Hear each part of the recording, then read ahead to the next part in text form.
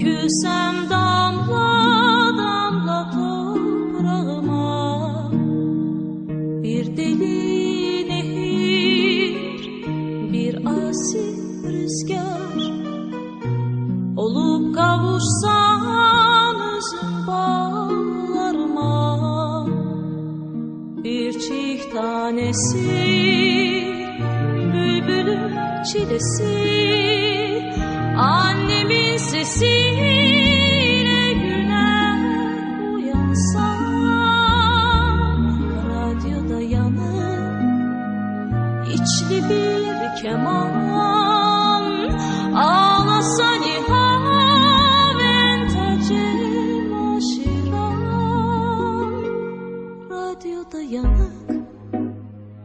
içli bir keman ağlasa nihaventacem aşiram.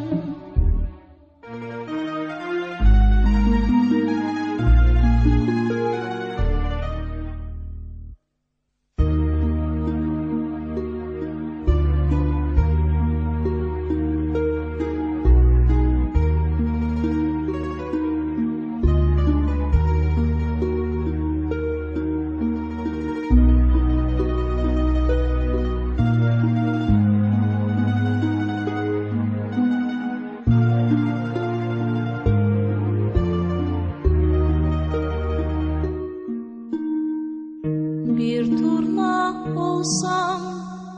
yollara vursam,